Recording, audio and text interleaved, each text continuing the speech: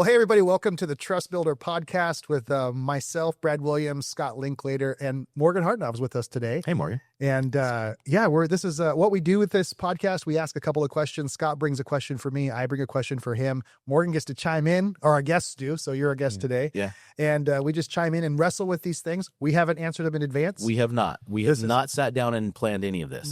No, we just have tough conversations around the ideas of trust and organizational leadership, relational leadership, things that we're doing, how trust impacts those things. So that's where we are. Scott, you got a question for me? So we have a topic today, and the topic that we're going to focus on is, can technology help or hurt building trust? And the specific question I have for you, Brad, is, does remote work make it harder to trust each other?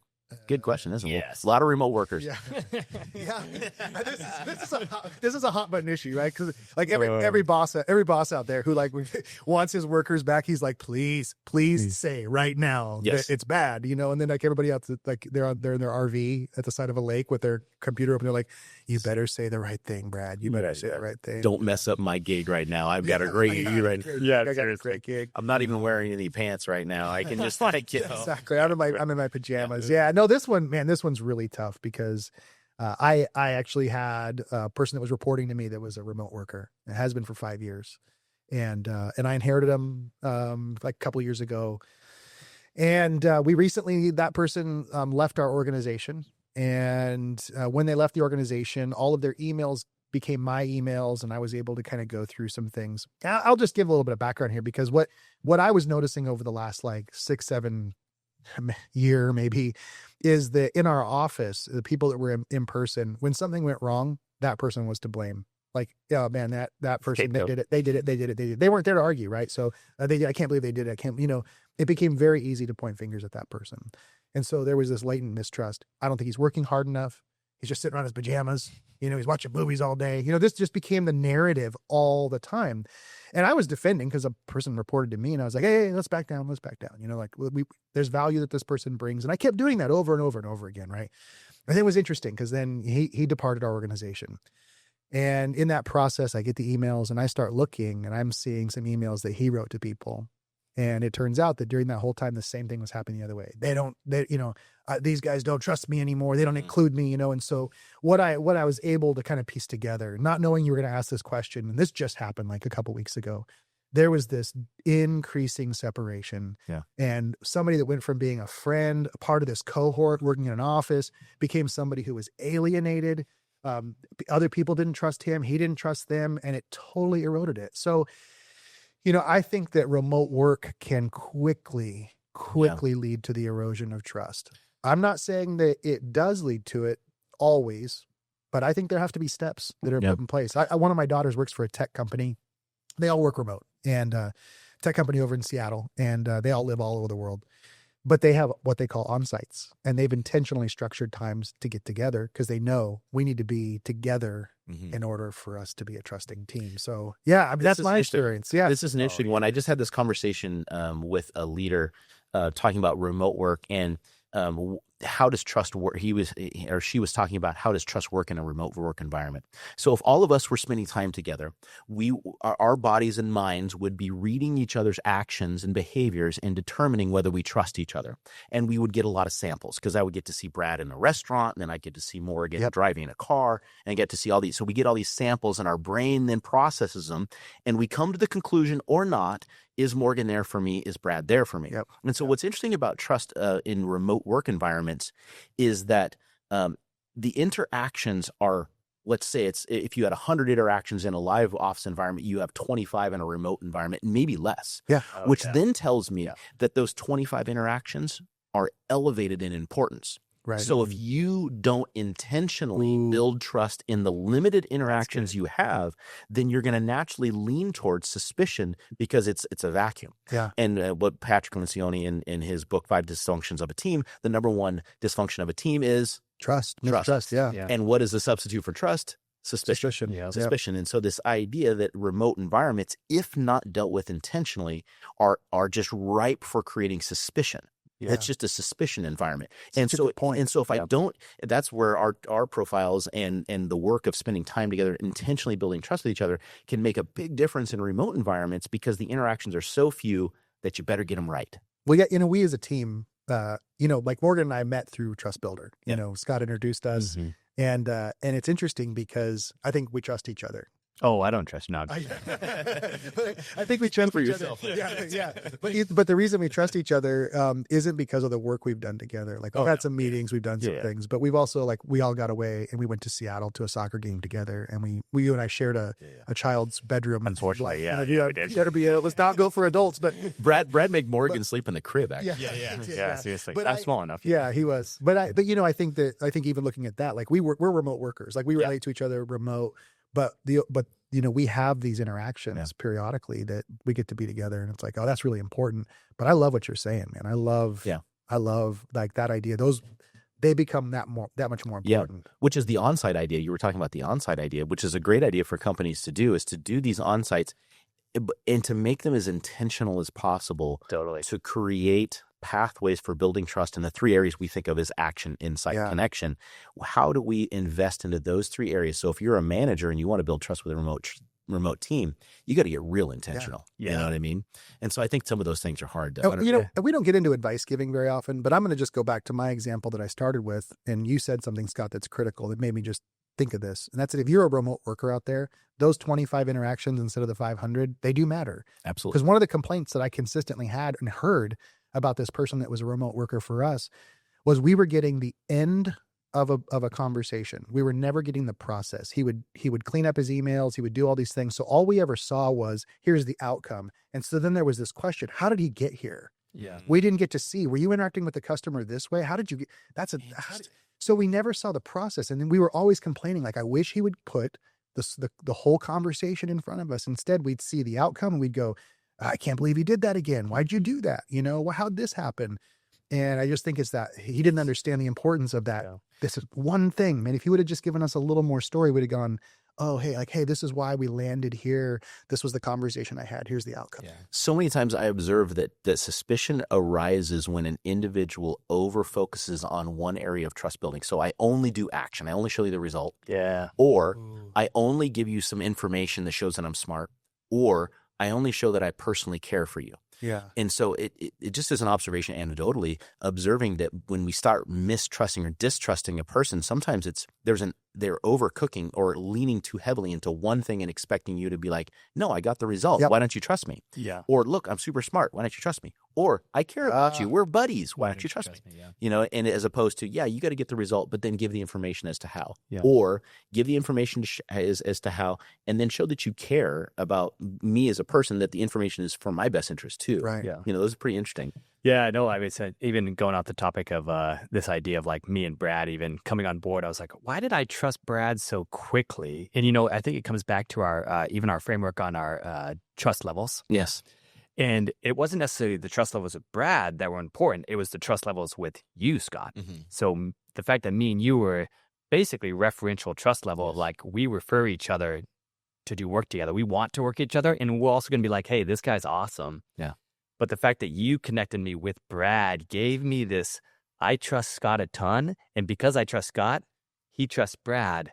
And it almost bridges that big gap. Yeah. So it's super interesting from that perspective of going, that's really interesting. Referential trust. Yeah. Yeah. That's a really good point. And so in that instance, what you're talking about is if you're a manager trying to onboard a new employee in a remote environment and you trust a person and they're going to work with that person, then getting all three of you together and illustrating that you trust the person so that the new person can trust the person, you're allowing them a pathway through referential trust. That's a really good point. But I think there's a sunset on that.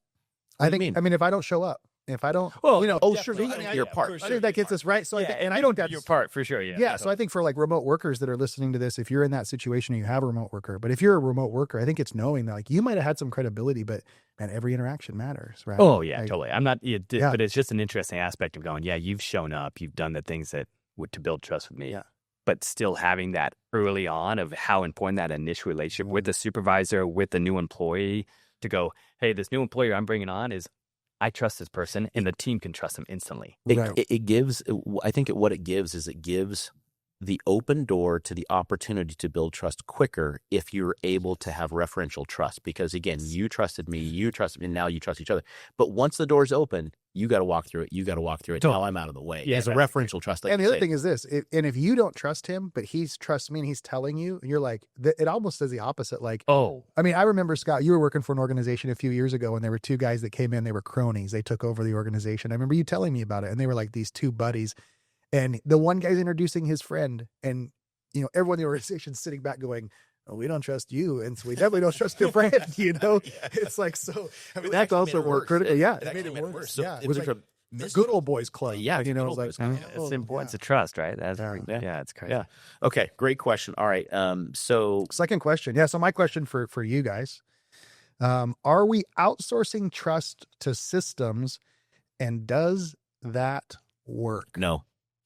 Essentially, I'm like the same way. No, not a it chance. doesn't work. So I understand that there are outsourcing some things to systems that do work better. So I'll use examples of if you fly at all, very often, there's an app and you get your boarding pass, and inevitably most people use the boarding pass from the app. They don't go up to the counter and get the boarding pass. So that's an example of a system that does create a level of consistency, right? It is very consistent and it's easy to use, but that's less about trust. It's more about ease of use. But let's take that example. If I'm in the airport and I have the choice of looking at my app and getting updated, or there's a gate agent, I'm going to choose my app because I don't want to go stand in line. I don't want to deal with that person. They're busy. So I think in some ways I trust the airline because of their app more than their person. Yeah. Can I say that? Yeah. So it's so in some ways. But that's the easy use idea, right? Yeah. I'm like, if you had the option of going this or instantly get a person, I am honestly like, I'll instantly get the person, but it's a context, right? Of like, I think some of that is preference. Yeah, right. Preference. Yeah, it's true. Yeah. So there's a preference here. So, but the idea of, are we outsourcing trust to systems? The first thing that came to mind and why I said no right away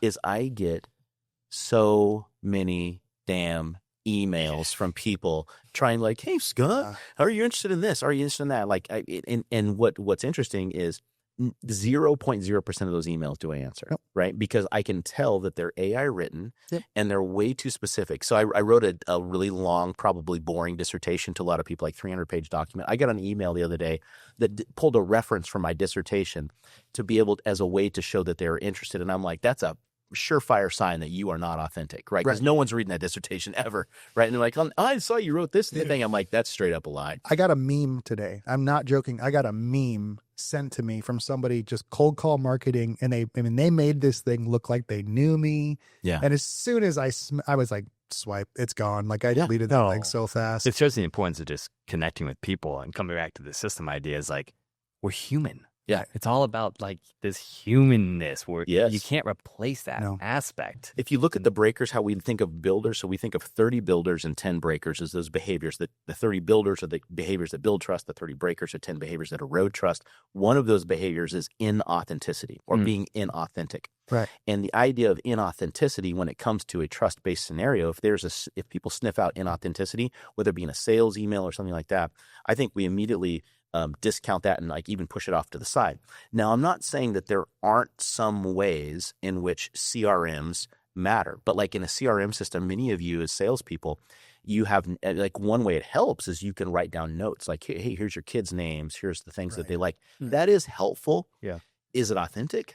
I don't know. And if it's done too heavily to where I haven't seen you in a year and you start quoting a bunch of things about my life, that starts to reek of inauthenticity. There's like classic dentist office. I was like, what the heck? I haven't seen you 2 years. You know my kids' birthdays and names. And I'm like, okay. You've been fishing recently? And I said fishing once like 2 years ago, and they wrote down the CRM. Oh, you're a fisherman, huh? I'm like, yeah, I actually did that recently. I mentioned something that, this guy was kind of not getting back to me on something. And so I mentioned something. I knew he had a couple of dogs. I don't know if his dogs died since the last time I saw him, but I literally wrote in like, "Hey, I'll pop by and see you and your dogs." And I sent it later and I was like, I don't even know if his dogs are still alive. Yeah. I just put this note in. I'm just trying to connect. I'm here to see you and Huck. Like Huck's dead. Huck's dead. Huck died in a vicious raccoon fight. And I'm, and so I think there is like that. Yeah. I after I sent it, I was like, that's bad luck. I don't like that. I don't know. It doesn't feel right? No. You know what I mean? And so I think sometimes when we outsource our actual authentic trust to systems,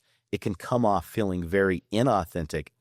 And I think this also goes into sometimes the systems are really useful. So AI with email writing and checking grammar. I mean, we do that all the time. Yeah. And I mean, AI with coming up with some creative ideas or outlines. Okay, that's useful. Yep. But when it comes to the authenticity of things, I still think that our systems are never going to replace a personal relationship. Yeah. It can replace some things. I recently saw one where there's a radiologist that reads X-rays, and someone was looking at X-rays, and the radiologist read the X-ray, and then they gave an example of AI reading the X-ray, and it did a faster, more thorough job.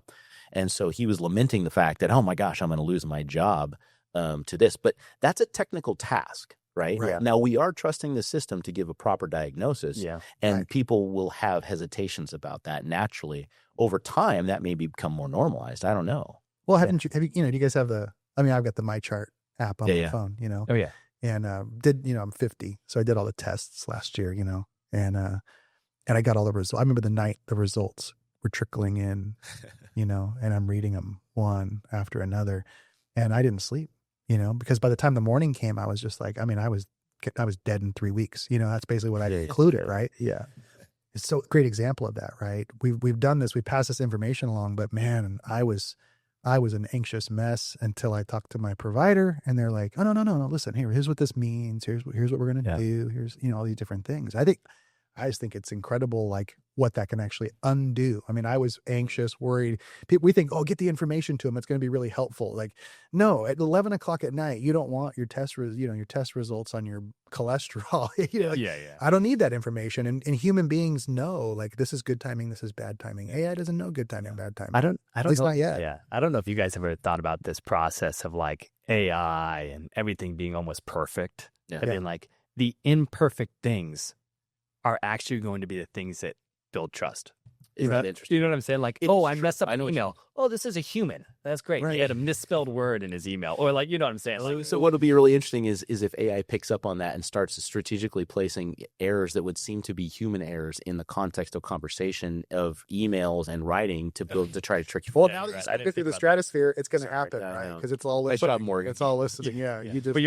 Now we won't know the difference, Morgan. You just ruined it. But you also think about like even like presentations and things like that. Is like, it's almost like mistakes are going to humanize them. Again, going back to this idea of like systems can never replace the human side of connecting. Like we need to connect.